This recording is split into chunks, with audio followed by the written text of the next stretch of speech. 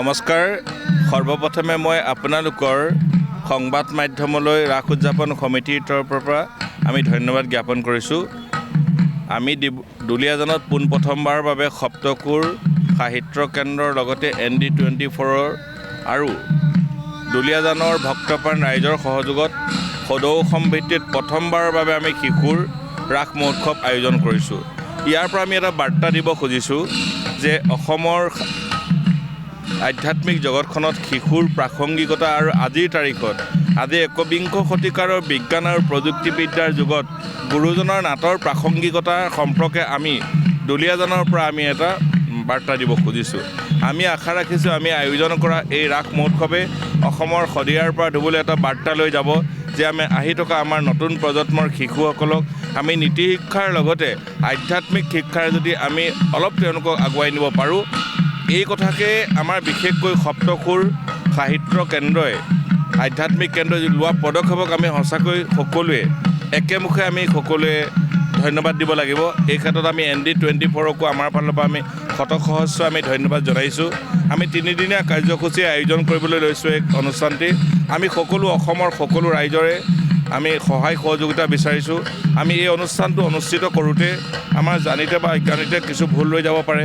আমি আপোনালোকৰ পৰা আশা কৰিম যে আপোনালোকৰ দিহা পৰামৰ্শ সহায় সহযোগ আমাৰ বাবে আশীৰ্বাদ হ'ব।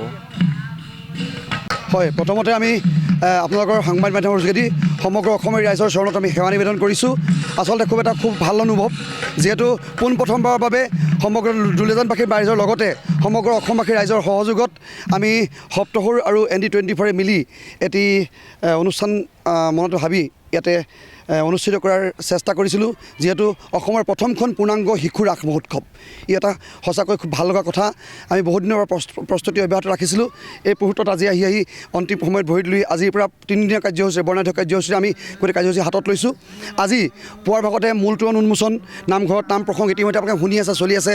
পতাকা উত্তোলন, বন্তি প্ৰজ্বলন, বৃক্ষৰোপণৰ কাৰ্যসূচী আমি হাতত লৈ এটা বৰ্ণাঢ্য সাংস্কৃতিক শোভাযাত্ৰা আমি কৰি ইতিমধ্যে সামৰণি কৰিছে।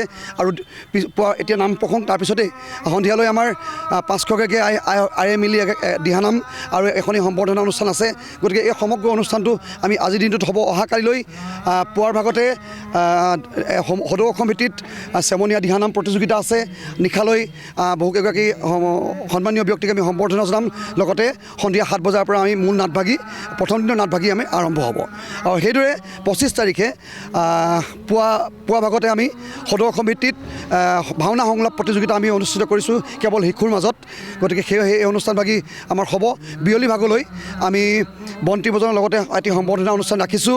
আৰু তাৰ লগতে সমান্তৰালভাৱে আমি সন্ধিয়া 7 বজাত আমি মূল নাটভাগি আমি আৰম্ভ কৰিম গতিকে সমগ্ৰ অনুষ্ঠানটোতে আমি আপোনালোকৰ সকলোৰে উপস্থিতি কামনা কৰিছোঁ লগতে 24 তাৰিখলৈ আমি এভাগী স্মৃতিগ্ৰন্থ উন্মোচন আমি অনুষ্ঠান ৰাখিছোঁ যিহেতু এগৰাকী ব্যক্তিয়ে আমাৰ এই স্মৃতিগ্ৰন্থখন উন্মোচন মানে আমালৈ ৰাইজৰ মাজলৈ আগবঢ়াই দিব গতিকে এই গোটেই সমগ্ৰ অনুষ্ঠানটোতে আপোনালোকৰ সকলোৰে পূৰ্ণ সহযোগিতা আমি কামনা কৰিছোঁ কাৰণ খুব এটা ভাল লগা অনুভৱ কাৰণ পোনপ্ৰথমবাৰৰ বাবে আমি এটা পদক্ষেপ হাতত লৈছিলোঁ অসমৰ প্ৰায় 33খন জিলাৰ ভিতৰতে প্ৰথমবাৰৰ বাবে আমি দুলীয়াজানত সম্পূৰ্ণ পূৰ্ণাংগ এভাগী শিশু ৰাস ৰাইজৰ মাজলৈ আগবঢ়াই দিব পাৰিছোঁ নাজানো কিমান কৰিব পাৰিছোঁ এই সমগ্ৰ কৰ্মভাগী কৰোঁতে আমাৰ সকলো প্ৰতিটো ছাইডতে যিধৰণে আমাক সহায় সহযোগিতা আগবঢ়াইছে কৰ্মকৰ্তাসকলে ইমান কষ্ট কৰিছে গতিকে সকলোকে আমি পূৰ্ণ ধন্যবাদ জ্ঞাপন কৰিছোঁ আৰু সকলোৰে উপস্থিতি তথা সহযোগিতা আমি আন্তৰিকতা কামনা কৰিছোঁ